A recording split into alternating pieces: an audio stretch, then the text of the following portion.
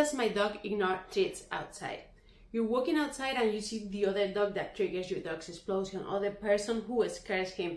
Whatever is triggering your dog, and you have the treats ready, you have the leash, you're tightening it, and you feel so far away from your dog, even though that he is there, and you're nervous because you know what is going to happen, hoping this time doesn't happen. I've been there too, I know how it feels.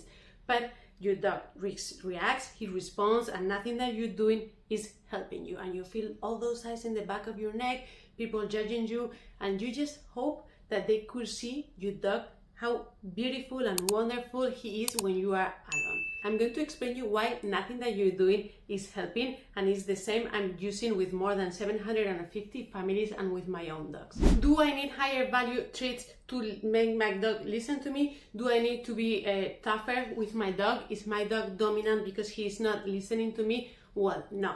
Your dog is not being dominant, and you do not need higher value treats to help your dog listen to you. Today's episode is one of my favorites. You need to identify in which emotional level your dog is. And also you need to know if your dog has emotional stability to be able to cope with what he's feeling. Why does my dog brain shut around other triggers? I want to give you an example of a lion, but first I want to explain you that when your dog sees a stimulus, context, or situation, your dog is not choosing what to feel. The emotion that your dog is feeling is involuntary. He does not choose what to feel, okay?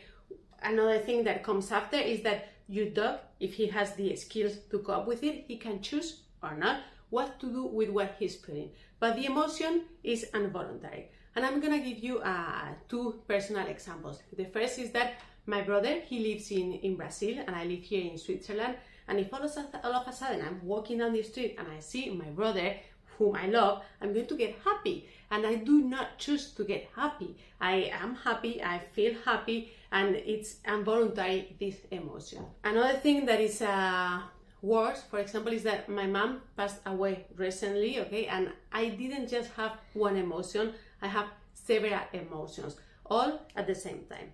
And strong emotions that I did not choose to feel. But if within those emotions that are still with me nowadays, I couldn't find an stability because the emotions are living with me. I have to cope with those emotions. We do not make the emotions disappear. What I need to do is to have an emotional stability, okay? Find an stability within what I am feeling to be able to cope with the world, to be able to go skiing with my son and with my dog, to be able to do things. And the same is happening with your dog. Now I'm going to explain you the law of emotional incongruence. Why your dog is not listening to you and is not getting the treat when you are outside in front of the trigger. Let's say that I am here, I have the window here, but all of a sudden I see a lion right in front of me, and you offer me a muffin. I'm not gonna get the muffin. I'm scared, I'm not comfortable, I have the lion here, the muffin is not helping me. But the window is open and the lion is far away. Maybe you offer the muffin and I can look at it. I might not be in an emotional state where I can eat calmly the muffin, but I can pay more attention to you. But if the lion is even farther away and there is a fence between us and I'm more comfortable, I can have the muffin and even offer you a coffee. So this is what is happening with your dog. Your dog is not getting the treat when he is over his emotional threshold, and we're gonna see that now, because he simply cannot. It's not that because he's being disobedient, it's because he cannot get the treat. And with this treat, the lion and the muffin, we evaluate at which emotional level our dog is. Which brings us to the emotional threshold. Remember the emotional stability we were talking about with my mom's emotions, and how I have to find a stability to be able to cope with those emotions that still there, the emotions. We do not get rid of the emotions, we learn how to cope with them, okay? When your dog is above his threshold, your dog is going to be exploding. It's gonna be giving you the behaviors that you do not want. And when your dog is below his emotional threshold, he's gonna be able to cope with his emotions and choose. Remember that we said when we have a stimulus, context, or situation, your dog is going to have an involuntary emotion. If he's above the threshold or below the threshold, your dog will be able to choose what to do with that emotion and give you the behavior you're looking for, or he just will react without not giving you the behavior that you wouldn't, although he will be reacting. And this, I want to erase this because this brings us to the moment that we were talking about with the lion. When we have the lion here, remember that we said that it's an evaluator because we can evaluate at which emotional level our dog is. And this is when you ask to yourself, what do I have to do when my dog reacts? This is what you're going to understand now. Your dog has different emotional levels. This is the first emotional level. And I'm gonna give you the example as if we were having a coffee. You are there with me, Maria, and me, Cristina, and we're having a coffee. You're offering me a coffee. First emotional level, I am good, I am with you, I do not feel anything, you have full of my attention.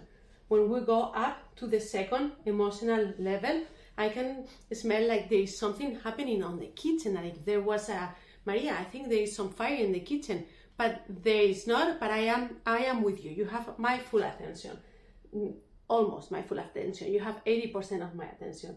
We go to the third emotional level, okay? And here the lion starts to be around. In this third emotional level, I have to stand up, I have to go to the kitchen, I leave you on the living room and check and turn off the fire, okay?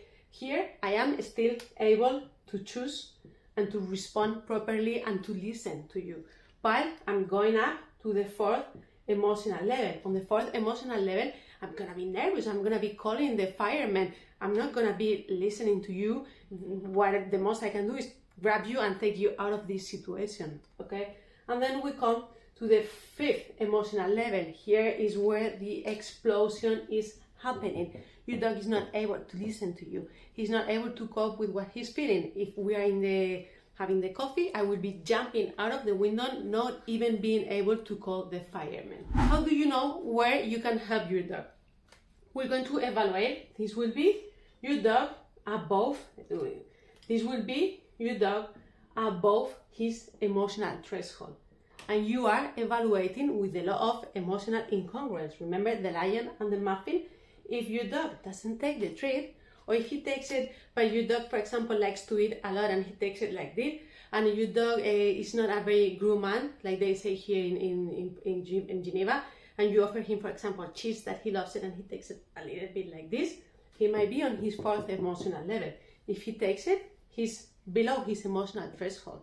And this is important because here you know when to work, what to do, and how to do it. Because when your dog has exploded, the only thing that you can do, and if you need to go check the previous episode where we were talking about emotional prints and residual stress, here the only thing that you can do is take your dog out of the situation and make sure that you remove that residual stress and let your dog do not have emotional prints. Because this brings us to another thing.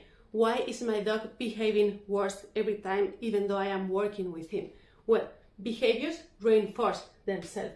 So every time your dog is here, this is going to leave a stronger path. Remember on the previous episode, the neurons and the connection.